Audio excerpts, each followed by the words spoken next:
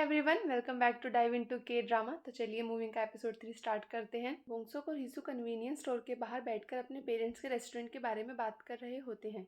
हिसू को अपने फादर के चिकन रेस्टोरेंट की टेंशन होती है क्योंकि ये उसके फादर का फर्स्ट टाइम है। बोंगसुक उसे कहता है कि उसकी मॉम ने भी रेस्टोरेंट अकेले ही संभाला है। हिसू बोंगसुक से उसके फादर के बारे में पूछती है।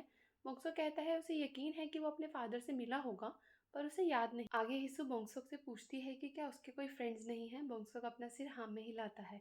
हिसू कहती है कि उसके पास भी कोई फ्रेंड्स नहीं है। बोंगसो कहता है ऐसा इसलिए है क्योंकि वो अभी अभी ट्रांसफ़र हुई है और हिसू को देखकर ऐसा लगता है कि वो बहुत पॉपुलर होगी क्योंकि वो बहुत अच्छी है और सुंदर है।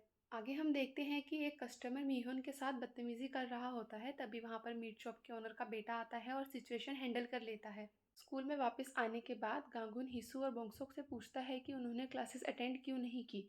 हिसू उसे याद दिलाती है कि स्कूल के बाद की क्लासेस उन्हें अटेंड करनी है या नहीं वो स्टूडेंट्स की मर्जी होती है। गांगुन कहता है कि लगता है तुम दोनों काफ़ी क्लोज हो गए हो। हिसू उसकी बात से एग्री करती है और कहती है कि बोंगसोक उसका फ्रेंड है और दोनों काफ़ी सिमिलर्स हैं। उनके पेरेंट्स ने रेस्टोरेंट खोला है और दोनों के पास ही फ्रेंड्स नहीं हैं। सारे स्टूडेंट्स घर चले जाते हैं पर हिसू और बोंगसोक ही स्कूल में रहते हैं क्योंकि उन्हें स्कूल लेट होने के कारण बाथरूम साफ करने की पनिशमेंट मिली होती है। बोंगसोक हिसू को बताता है कि टॉयलेट्स कैसे साफ करने हैं। बोंगसोक म्यूजिक सुनते हुए टॉयलेट साफ कर रहा होता है। तभी अचानक से हिसू आती है और उसकी चोट पर बैंडेज लगाने लगती है। पर क्योंकि हिसू बोंगसोक के काफ़ी क्लोज होती है वो फिर से पैनिक करने लग जाता है। हिसू के जाने के बाद बोंगसोक खुद को कंट्रोल नहीं कर पाता और उड़ने लग जाता है। हिसू घर पहुंचकर अपने फादर को अपनी न्यू यूनिफॉर्म दिखाती है और बोंगसुक के एडवाइस के बारे में सोचती है। वो अपने फादर को बताती है कि उसने ह्यूमैनिटीज से पीए में स्विच कर लिया है और अपने फादर का सपोर्ट मांगती है।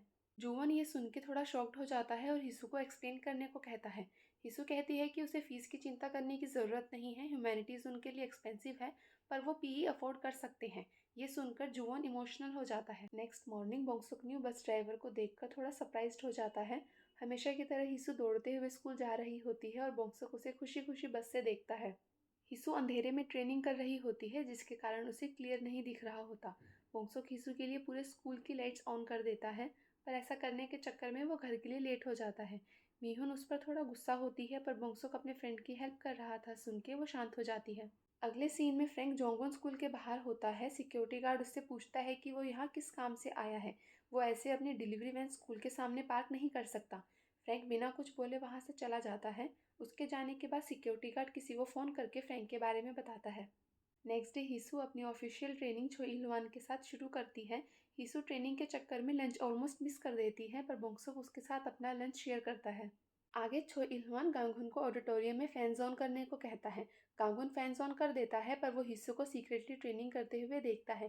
बोंगसुक भी ऑडिटोरियम में हिस्सू को चीयर करने आता है पर वो हिस्सू को गिरता देख शॉक्ड हो जाता है।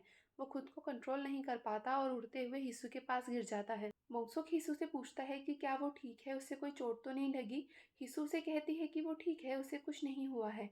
हिस्सू ट्रेनिंग करने के लिए बोंगसुक की हेल्प लेती है पर बोंगसुक हिस्सू को इतने करीब देखकर नर्वस हो जाता है और खुद को फिर से कंट्रोल नहीं कर पाता और हिसू के ऊपर से उड़कर दूर गिर जाता है। पर वो ऐसा बिहेव करता है जैसे कि कुछ हुआ ही नहीं। तभी वहाँ पर क्लीनिंग लेडी आ जाती है और उन्हें डिस्टर्ब कर देती है। बोंगसुक वहाँ से जल्दी से निकल जाता है। गांगुन ऑडिटोरियम में ही होता है और हाई जंप करके दीवार पर अपना हैंडप्रिंट छोड़ देता है। नेक्स्ट मॉर्निंग हिसू ये देखकर खुश हो जाती है कि उसके फादर ने उसके लिए नए शूज़ खरीदे हैं। हिसू हमेशा की तरह ट्रेनिंग कर रही होती है पर वो बार बार उस सीन को याद कर रही होती है जिसमें उसने बोंगसुक को उड़ते हुए देखा था। ट्रेनिंग के बाद वो बोंगसुक को स्नैक्स के लिए इनवाइट करती है। वो आपस में बात कर रहे होते हैं तभी हिसू उसे कहती है कि वो अपने शूज़ स्कूल में ही भूल गई है। बोंगसुक उसे कहता है कि वो उसके शूज़ लाने में उसकी हेल्प कर देगा। हिसू उसे सीक्रेटली फॉलो करती है। जब वो उसे स्कूल में नहीं देखती तो वो डर जाती है और उसे आवाज़ लगाती है। वो सीढ़ियों पर बैठकर बात करने लग जाते हैं। हिसू बोंगसुक को बताती है कि उसे लगा था कि बोंगसुक उड़ सकता है। बोंगसुक हंसकर बात टाल देता है और हिसू उसकी बात पर भरोसा भी कर लेती है। तभी हिसू देखती है कि जो बैंडेज उसने लगाया था वो थोड़ा लूज हो गया है और उसे फिक्स करने की कोशिश करती है।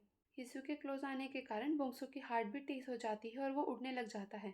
वो कुछ पकड़ के खुद को रोकने की कोशिश करता है पर वहाँ पकड़ने के लिए कुछ नहीं होता। ये एपिसोड बस यहीं तक ही। मैं मिलती हूँ आपको नेक्स्ट एपिसोड में। तब तक के लिए goodbye and take care.